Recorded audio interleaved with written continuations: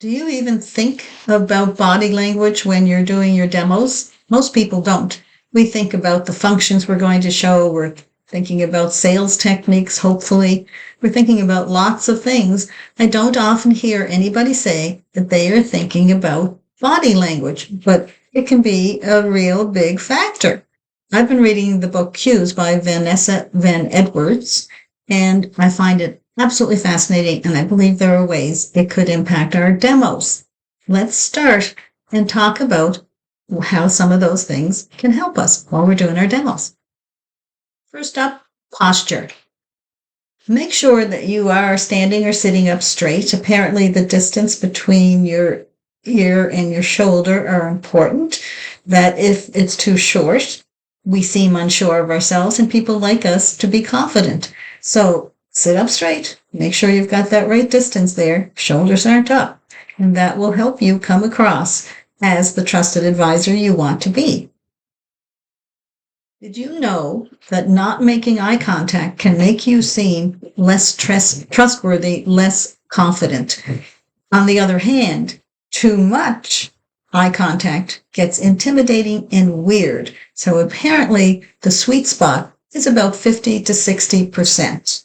It can get awkward even thinking about these things, but if we take the time to internalize them, we'll get to that 50 to 60%. Now, how about gestures? We need to use some. If we don't use any, we can become very closed and people won't interact with us too much. But if we do too many, we're distracting, very similar to the mouse running around. And in her book, Vanessa Van Edwards talks about some specifics that the tent use of your hands makes you come across as being capable, and open palms make you seem warm. And apparently what we're always aiming for is the right balance of competence and warmth.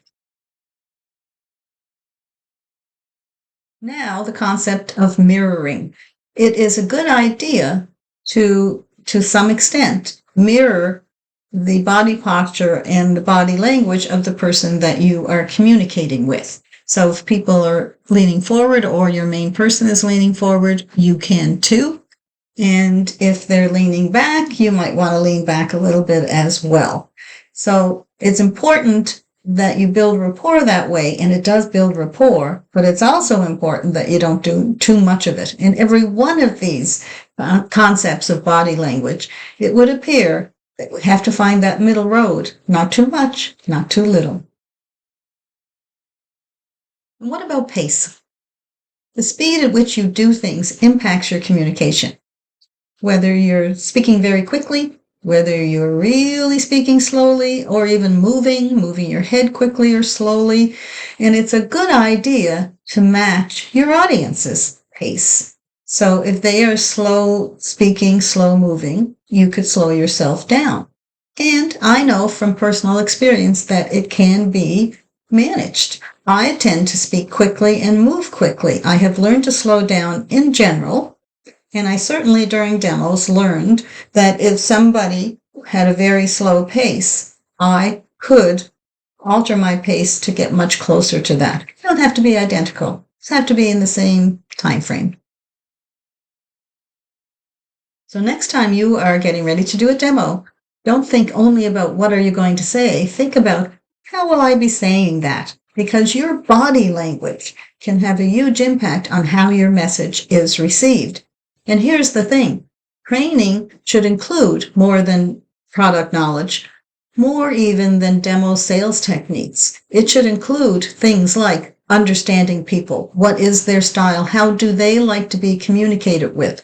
Understanding things like body language. How will things come across? If this is a point I want to make really important to you, should I lean forward? Understanding those things elevates your demo. It will make you more successful.